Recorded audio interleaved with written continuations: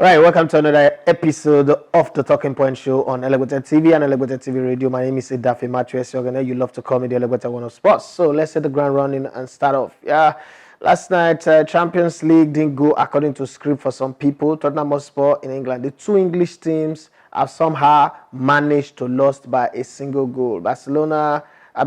Liverpool lost away to Atletico Madrid at the very place where they won the Champions League about 8 months ago.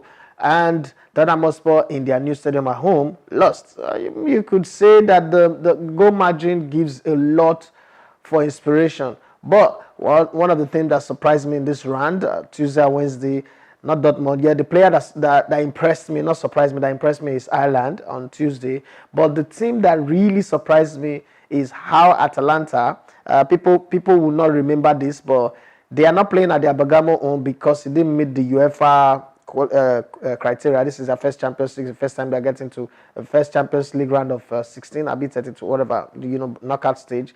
They're playing in Milan at the San Siro. Atalanta actually were playing like they were Inter Milan, or probably they were the old AC Milan. They knocked Valencia 4-1, 4-0 at some point, and then one consolation goal that got maybe a little glimmer of hope for Valencia. And then Liverpool will be saying to themselves that 1-0 at Anfield, they would turn it around. But be careful. Be wary of Diego Simeone and his side. This is not Barcelona. Simeone knows how to defend. Barcelona lost that game because they don't know how to defend. Well, but Liverpool at Anfield is a different kettle of fish. They're a different proposition. If Atletico Madrid choose to stifle their key players the way they did to Sadio Mane, Firmino, and Mo Salah in the first leg, and even Origi when he came on, it's going to be hasta la vista. Go and celebrate your Premier League title, which is also very good. Liverpool have had fantastic last 3 seasons anyway, so nobody can begrudge them. But let's start the show with the first question coming in from Precious OMUSUYE, our professor in-house. I don't know why he chose to put this one to me. We should be putting the question to him, actually. Hello, Elevated TV Radio. My name is OMUSUYE Precious, and I'm calling from Ikorodu, Lagos, Nigeria. I want to ask a very simple question about N'Golo Kante. He's been looking very, very average for a player with his usually high standards this season. So my question is he suffering from a tactical change? Is this down to Lampard not managing him well? Or what do you think has been the challenge with Kante this season? Secondly, he's been having a lot more injuries lately than what we've come to associate with N'Golo Kante, unlike his Leicester and early Chelsea days. Is he suffering from possible breakdowns due to his explosive style of play, or how do you think Chelsea can manage N'Golo Kante better and improve on the current situation? Thank you. Oh, okay. Precious, there is no how I'm going to answer this question that might even meet up to your standard, because right now, on current form, you are way, way better than I do. So you should know all the answers. But let me answer from maybe a footballer's perspective and a coaching perspective. The last 3 or 4 seasons, from 2016 that Leicester won the league title till now, N'Golo Kante has been going full throttle, back to back. Won the league with Leicester, won the league again with Chelsea. He's been going full throttle. Then it was displaced by Sarri and put in a different position that he had to adjust. Don't forget that when he was playing the deep line midfielder, or the register, or the holding midfielder, as we call it, whatever name we call it, it was more of a mind reader and a tackler. He stops the ball. He doesn't need to make spectacular passes. He doesn't need to make excessive running. All he needs to do is to be at the right place at the right time. Just be at the very mouth of the funnel and intercept the opposition, break their play, and start a play just like Wilfred did, just like Makalele, just like Mikel Obi at Chelsea, and to name just a few. Now he's moved forward. Now calculate 2016, won the league with Leicester, played the whole season. 2017, won the league with Chelsea, played the whole season. 2018, played the whole season in a different position, and then went to the World Cup, won the World Cup. 2019, still struggling with that. The man has now had a proper rest.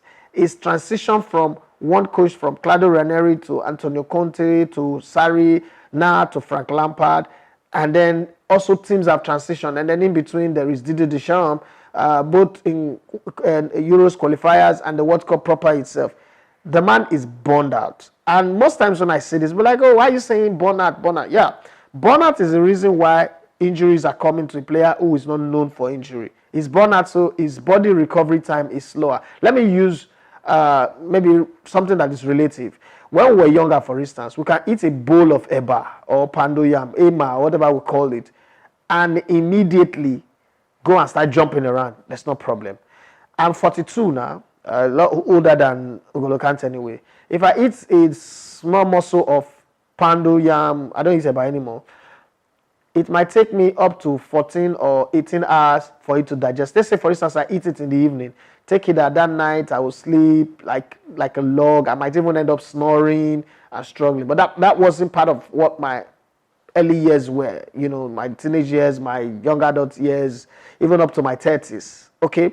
So putting all that, going to the World Cup, playing season after season, and I was talking about the body recovery time. Now, the body recovery time is beginning to slow. His clock is beginning to slow. But everybody still expects. And that's the funny thing with pro sports. Everybody still expects the N'Golo Kante of 2016, the N'Golo Kante of 2017, 2018, like that. People still want him to be the breaker, the destroyer, the damager, and everything. The body is not responding that way anymore. But because he's N'Golo Kante and he's signed on to play, and especially now, Chelsea needs him the most because they have a relatively weaker team. Oh God, I can't say relatively again. Is it old age? It's a weaker team. You could tell that the demand on him is higher. Even when he's half fit, the coach wants to play him because they know what N'Golo Kante brings to the team. If for nothing, at least the opposition knows that N'Golo Kante is on the field, it's going to be difficult. So all of those things would affect form, would affect focus, would affect motivation, and lead to injury. And then he's also not playing his preferred position. N'Golo Kante is not the kind of player that talks. He's another Makalele. He doesn't talk. You don't even know if he's on social media. He wins the World Cup. He's afraid to go lift it up. That's the kind of guy that he is. So he's not the one that will come out and complain. It's not the one that, if you say play, yes, I need a spoil work. But I think that it's been overworked. And if you follow me religiously, you hear when I always talk about overworking players. John Terry is a typical example. When I said it on radio, the last season he played, everybody said, what are you saying? He's a professional. That's not possible. Well, after that season, it was off it. And that's happened to quite a lot of other players too. So there is the burnout thing. It's also happened to Messi. You've seen him not really being able to run that burst of pace again. I think that's the problem. I hope I've answered you. You're practically the most difficult person for me to impress because you're too good for me to think of impressing you. Let's move to the next caller here. Hello, Elegbete TV Radio. My name is Matthias Jacob. Present location is Ikorodu in Lagos State, Nigeria. My question is for today is concerning the ban that Manchester City received from the UEFA. I'm wondering, as a football club, the club know the rules of the game. They know the FIFA rules. They know the UEFA rules. I don't know why the club will always fault this rule. And at the end of the day, when the hammer now fall on them, they will continue to run from one pole to pole. My question is this. Does it mean that Manchester City did not understand the UEFA rule very well when it comes to financial fair play, documentation of players, and so on and so forth? Because I know something like this happened to Chelsea when it comes to the transfer of a player of younger age that are not to the age of 18. And we see that they received the ban. Even Manchester City was supposed to be banned during that time, but they appealed and they won the case. Do you now think that Manchester City will win this case in the course of arbitration for sportcast when they lodge their appeal? Because for them to escape the first ban that is supposed to ban together with Chelsea, and they escape, do you think they are going to escape this second one again? of not playing the UEFA Champions League for 2 seasons. And another thing is that if all these players, if at the end of the day Manchester City was banned, if they were banned from Champions League, do you think all these their star players, because I'm very much aware that some of the players have the clause in their contract that say that we didn't play in the Champions League and walk away. Do you think all these players will be loyal to the team to the extent of not playing the UEFA Champions League for 2 years and still remain with Manchester City? Or do you think that many players will leave Manchester City if peradventures they were totally banned at the end of their pay? Thank and God bless you. Let me shed more light on it. All right, Matthias, your question is, it's interesting. Manchester City, I don't want to look at it from the angle of them not obeying rules or not understanding the rules. I'm just looking at it from the angle that the financial fair play in itself is not clear cut. Look at how Real Madrid is spending. Look at how Barcelona also spends. Look at Paris Saint-Germain, how they are spending. Look at the debt profile of Manchester United. There are so many gray areas. So it's more for me looking like victimization. They're victimizing Man City. They're just using Man City to set example. The way they use that ban on Chelsea to set needless example that doesn't count because it's something that every club in Europe is doing. But if you look carefully, you notice that all of these clubs, they always look, UEFA and FIFA always look for the big goat or the big cow to set example with. If you go to Austria, Ukraine, Estonia, Bulgaria, Russia, Sweden, Denmark, Norway, Finland, you will see all these clubs breaking rules when it comes to signing of players, when it comes to the way they arrange their transfers. Nobody gets to ban them. You know why? They are not big. So even if you ban them, it won't make headline. UEFA just wants to make headline with their financial fair play rule so that it doesn't look like, oh, this rule has been in place since nobody's obeying it. I don't blame Man City. It's our money. Okay, we got sponsorship and then we put our own money. Is it not their money? The people might say it doesn't bring balance to the game. The game doesn't need to be balanced. The rich will always be the rich and the poor will always be the poor. It doesn't change anything. Financial fair play will not make Dnipro, for instance, become UEFA Champions League winner overnight. This whole thing of buying small club, the same way Dortmund will go to Austria and buy a player from there, or Poland, and buy a player and put them in their team, and then they will sell it big to either Barcelona or team in the English Premier League or Bayern Munich. It's business. You can't set this type of rules in business. In the first place, I don't support the financial fair play rule, and I don't think it is right. So whatever they want to do, I think they're just victimizing Man City. But then let's not jump up and say Man City are already out of the Champions League because they've gone to the Court of Arbitration for Sports to appeal the judgment. It means that they can still win. If they win, they're back in the Champions League. They are in second position in the English Premier League. Liverpool have won that already. So they are within a shot of getting an appeal, the ban overturned, and then they're back in it. So let's keep it there. They're talking about the players. Let's say, okay, hypothetically, eventually the ban stands. There is actually no clause in their contract that says if they don't qualify for Champions League, they can work for free. Yes, they can go. If they want to go, they can put in transfer request, but the club that wants to buy them must be willing to pay the money that Man City wants. And if Man City is not willing to sell, like we saw when Neymar wanted to leave Paris Saint-Germain with all the things that he did, Paris Saint-Germain did not budge.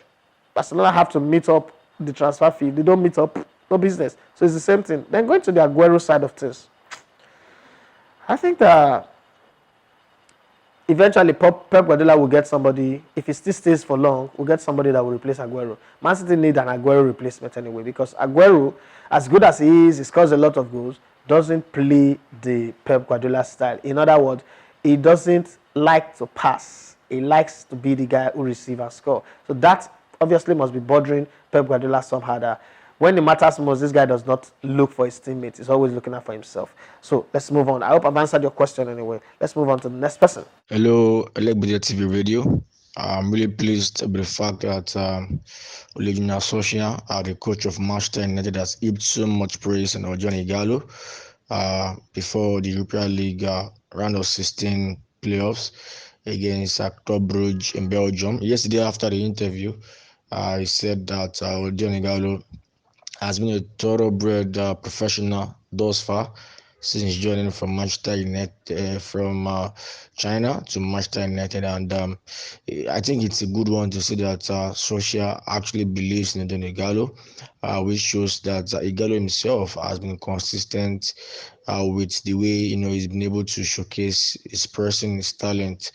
But the question is, do you think Eden Igalo can still rescind his decision? Coming back to the national team, having already retired after the Nations Cup last year, because if a big player like he is playing for a big club, I think it's a plus to the national team. So I think should Igalo still come back to the national team, or should he just focus on his club football? You're doing a great job. Thank you. All right, Oleleyedo, for me, truth, and I've been saying this for a very long time, Odejo Igalo is a consummate professional, top class professional, and an amazing human being. And I can say that over and over and over again. But most times when you say these things, people are like, oh, it's because it's your friend, oh, he's a Nigerian, why wouldn't you say that? But that's the truth. I also have Nigerians who are not doing well. I always talk about them.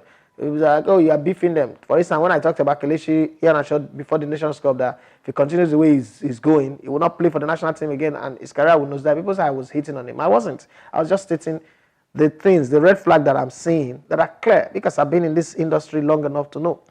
Having said that, rescinding his decision to come back to play for the national team, Odejo Igalo is 30 right now. We have Chukwueze, we have Victor Osimhen, we have quite a lot of players going forward. We pretty soon would even see Ahmed Musa retire. As a friend, if Odejo Igalo calls me and asks my opinion, brother man, do you think I should rescind my decision and come back to the national team? I'll tell him no. He's left with a bang. He won the African Nations Cup highest goal scorer award. That's fine by me. Should he come back and try to win the Nations Cup with the national team? Well, if he comes back, he will be sitting on the bench because Sima is the arrowhead of the team right now. They should allow him blossom. It's a decision he would have to make, but I wouldn't like for him to come. It's not like the national team setup is really that organized. Everything is going well. So he should just sit out and take it that he's done his best, he's done his bit. Manchester United is a good place. Yes, it's sad to see a player playing for Manchester United and then not playing for the national team. But then this deal is for 6 months. It's a loan deal. He's still a player in the Chinese Super League. If we all love him this much when he was playing for the Chinese Super League, maybe he wouldn't have rescinded his decision.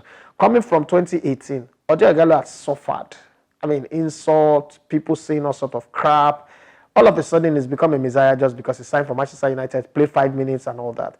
One bad game now, and then we'll go back again to people saying all sort of terrible things about him. So I would advise him, just sit out. We've taken the right decision in terms of retiring from the national team, and it's fine by me. Hello, Elegbete TV Radio. This is Mario calling from Satellite Town. My first question is this.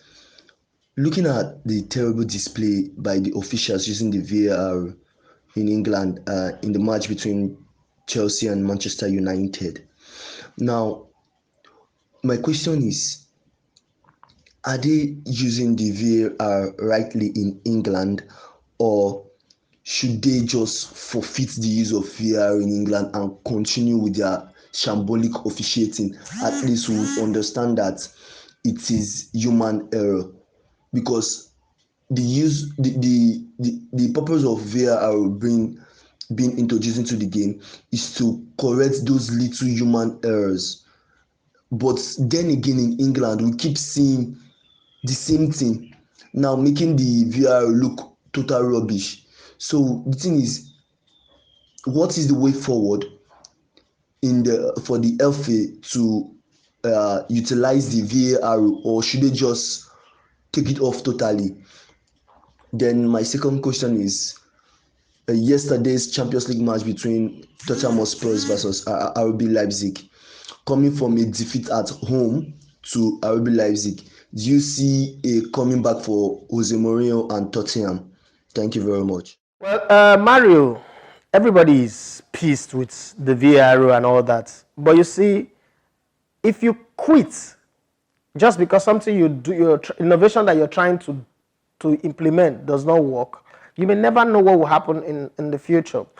We can't go back to where we're coming from, knowing that where we're coming from was the reason why we decided to go to where we're going to. Okay, this is how I put it. If you're living in a one-room apartment, it comes with its own inconveniences, but your bills are little.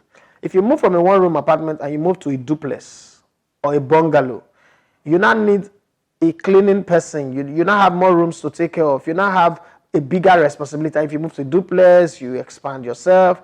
That's the way it is. You would face those teething challenges until you now master it, you now get used to the space. It's the same thing that they are facing. It's just that when we look at them, because their work is done in the public glare and every mistake is magnified, everything is judged. I'm not happy with the VAR in England. It's just that they try to be innovative. They try to do something different. They wanted to eliminate the down time that referee used to run from the center of the field or the position of the action to the screen. It's not working. They might decide to change next season. So let's give them time. Let's give the English Premier League VAR some time to mature and get into the groove. The English people always like to play with an idea and see what comes out. But that's also why I like them, because I'm the kind of guy who does not do what everybody does. So if they decide to do something different, let's give them a little bit of patience and see how it goes. It's not right, it's not fair, but it's like fair in itself. So let's just give it some time and then we'll see how it goes. Let's go to the next caller. Hello, Legbete TV Radio. Erin Josie. I'm on the road, but Fagba Iju area to be precise. My take, quick one I want to ask. Now that Arsenal defense is looking as if small light that they come on top with the new life where Mustafi that they get small consistent with him and wetin dem dey call David Macaroni Ruiz. Bros, how you see am o? Who you feel say if Adeta wan imagine say Adeta wan bring in Mari now, make Mari come start games between Luis and Mustafi. I know say na Mustafi go easily go bench, but if you look at, you no feel say that if it disrupt that defense when don dey try gather, abi you feel say Mari go just be like option, like backup option, or he go just come as e dey na him go fit just cement a place, or Arteta get something different. And again, looking at Tottenham yesterday, they try, but I know say I dislike them. I know say I no wan make dem go anywhere for Champions League, but thank God say Red Bull is don make a date more difficult for them to qualify. But how you feel say they go cope for this last time of the season with this no striker? Because Lamela and Lucas, I don't understand. And that small boy they bring from PSG. What do you feel say go happen to them with this one way they did? So forget the Mourinho factor. I don't say Mourinho fit conjure anything, but this one, bros, reason I beg. All right, Harry Johnson, Iju, my producer, McDonald saying after Agigi. I think I've heard that name before. Anyway, Mari was brought in at a time where the Arsenal defense was wobbling, but somehow it seems like the signing of Mari and Cedric have also made the players that are in the team shape up. That's why I always say that competition make people get better, but people don't listen.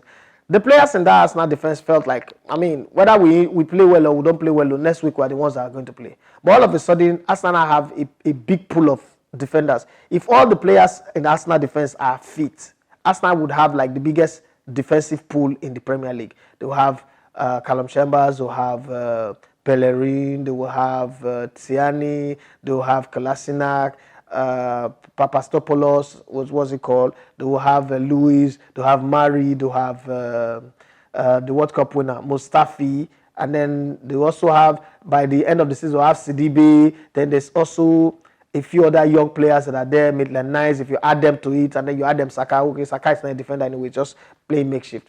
So now everybody is fighting to keep their place, which is good. Competition brings the best out of humans. I've always said that.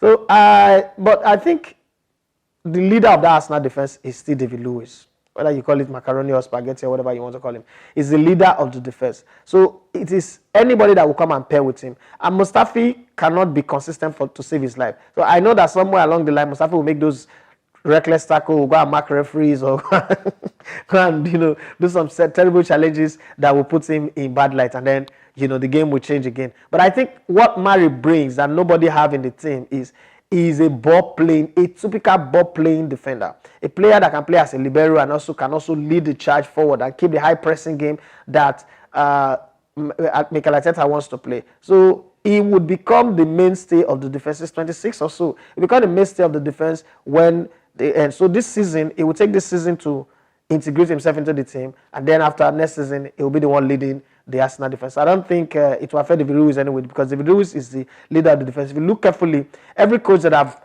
played them since Unai Emery, Freddie Ljungberg, and now Arteta always look for somebody to pair with David Luiz. So the same thing would happen here. But my own fear is David Luiz likes to play the ball going forward. Mari also likes to play the ball going forward. That might become a problem. But one person would have to stay back for the other one to move forward. But let's see how it goes, yeah. But Mari, from what we know, and from the report coming from South America, is a fantastic defender. But let's give him time to see how that goes. For Tottenham Hotspur have done wonders before. We saw how they went to Ajax last season in semi-finals. But that Tottenham Hotspur is different. This Tottenham Hotspur is one of the worst Tottenham Hotspur we've seen in years. Yes, the excuse is that all their strikers are injured. All that Mourinho factors, we've not seen them. The team is just barely winning game out of struggle, playing out of their skin, opposition mistake. If RB Leipzig also play the way we know them to play when they are at home, Spurs are out of the Champions League already. I'm sorry, they are out. But in football, you never say never. So let's wait and see till the end of the 90 minutes on the 10th of March. But for me, I think it's going to be very, very dicey. Because one thing about RB Leipzig is they most likely will score at home. That's another problem. This away goal is very precious because Spurs didn't score at home. So let's see how it goes anyway. Spurs also have shown us that they always know how to concede. To keep a clean sheet is hard for them. Unless strikers come in the next 3 weeks, they're out of the competition. But let's keep our fingers crossed and hope that things can change. But I really don't care.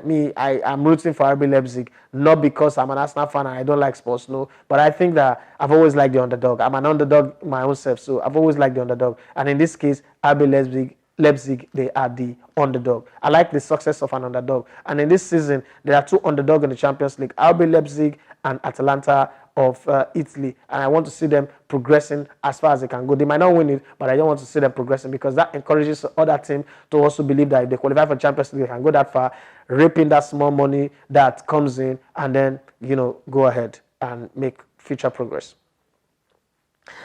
And finally, the man who's quiet, I've decided to speak. Hello, I like better TV radio show. My name is Joseph, calling from Orile, Lagos. Now, I want to share more light on this view on Guardiola making a statement that even if they relegate Man City to League 2, he's going to stick to the club. So I want to ask you now, should players like Kelvin De Bruyne and Kun Aguero and the likes still stick to the club, or they should walk away? So, and another thing is, he's not even favoring De Bruyne. He's not even favoring Aguero on a permanent start. Should player like Aguero still remain at the club when he's still around, or he should move on to another club? I want to share more light on it. All right, Joseph from Orile, the question you ask is good, it's fantastic. But let me put it this way. Let me answer it this way. Pep Guardiola is working with a group of people that he has known for a very long time. In other words, is working with his friends. Soriano, Tiki Bigeristan are people that he's worked with in Barcelona before. They are Spaniards, they are Catalonians, people that he knows very well. So I'm not saying this is fact or that I have a source that have said this to me, but I'm just thinking, wow, as a football person, as somebody who understands administration, and I'm thinking they would have called him and said, Pep, we know that Juventus are cycling. We also know that Paris Saint-Germain are cycling. Now this ban, if if you stay quiet on this ban, the media will bounce on it and use it to destabilize the team, to affect the Champions League. We still stand a chance of winning the Champions League. We still have a team that is good enough to win the Champions League. We are second in the league. If, for instance, we win the Champions League and we end up in second, we are as fantastic as, in short, we've had the better season that we've ever had going forward. So, and then if, for instance, on the 1st of March, they win the Capital One Cup, if they push on and win the English FA Cup, and then they go on to win the Champions League, it will be the greatest season of Pep Guardiola in England. So they would have spoken to him as friends, not just like giving him order or forcing him. They have spoken to him as friends, as like, guy, for your own career, for your own good, and for the good of Man City, at a time like this, for the fans and for everybody, come out and make a statement. But don't make it look like we're the one that is asking you to do it. Make a statement that would unite everybody. One, whether you leave eventually, it will make you a hero for now to the end of the season. That's one. Secondly, if things don't go well, we can decide, okay, we are sacking you. Then it will be on record that we're the ones that sacked you, but you've shown the willingness to stay. So everything worked well for Pep Guardiola. It makes him a hero. It makes him a loyal coach. It makes him a great guy. It makes him, the kind of guy you want to go to. Having said that, for the player, it's a different thing. For the Man City players, it's a different thing. They want to hear their coach say this, and the coach has said it. They gone on to beat West Ham. They're going to play in the Champions League and keep playing till they get knocked out. They have almighty Real Madrid with a coach who has played in the competition and won the cup every time he's competed in the competition. So he doesn't know how to get knocked out of the UEFA Champions League. That's the kind of coach they want to play. A coach that does not know how to get knocked out of the UEFA Champions League. So they're sitting in their own and looking at this thing and saying to themselves that our coach have said he's going to stay even if we get relegated to Division 2, which is not possible for now. What should we do? Let's give this in our last fight, just like Chelsea in 2012. The difference between this Man City team and Chelsea is Chelsea know how to grind results. Man City does not know how to grind results. Stand up in their face and they will crumble. But Pep Guardiola does not have that kind of tactical maneuvering that will change them. And then the players at City also do not have that kind of heart. So let's just hope that they can play their best expansive football going forward and change things for themselves. I said them against West Ham. They were not in their very, very best anyway, but they still managed to get a result. So, but defensively, they are becoming stable. Laporte is back. Otamendi is doing what he knows how to do. So the team is getting a bit more stable now. Fernandinho is back on the bench. Maybe we'll play in defensive midfield where he know how to play and break play. The talk of players leaving, whether they will stay, is still a long shot. Now, that part about Sergio Kun Aguero, whether he's picking him. Statistics says that Sergio Kun Aguero has scored more goals under Pep Guardiola, as in goals per minute, under Pep Guardiola than he has done under any other coach.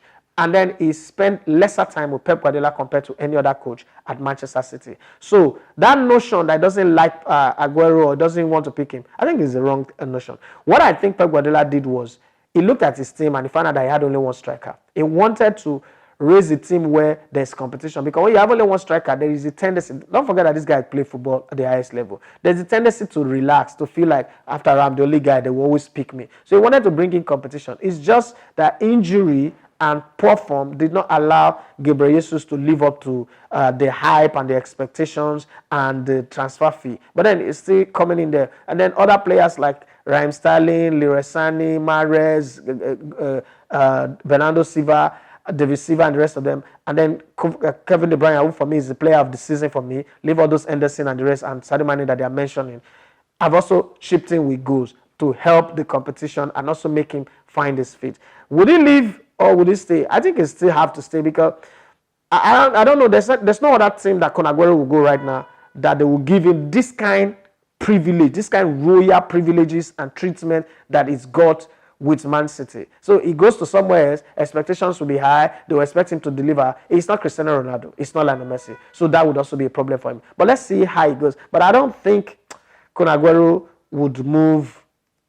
Well, I'm not God, but on the side of Pep Guardiola, thumbs up to him. What he's done is very, very good. He's helped the team, he's put them together, he's shown leadership, he's shown that, okay, we still have this season to salvage. We still have Champions League to win. We still have Capital One Cup to win. We still have FA Cup to win. Let's play for all of that. And I'm with you. I'm not planning to leave. I'm not looking through the window. I'm not looking on the side. I'm not running forward and looking backward. I am ready to lead from the front. That's a good thing as far as I'm concerned. Well, with that, we've come to the end of the show. You guys don't like that. I don't like it also, but time flies when we're having fun, and it's been crazy today. Thank you for everybody, starting from Precious to Matthias to Henry Johnson to Olawale, everybody as a matter of fact. And thank you for everyone who's been watching, sharing, and liking and dropping comments on our YouTube channel. We're growing this community. Let's keep pushing it. One day it might turn out to become something that would help you or help somebody out there. But thank you very much. My name remains Idafi. Matthew. You love to call me the Elevator One of Sports. Stay out of trouble. Settle things quickly. Don't carry grudges. Don't say, let's spoil it because it is not happening for me. The day it will happen for you, somebody might decide to spoil it, and it might just be all that you need. So stay out of trouble and be the man who's always standing for peace. Bye.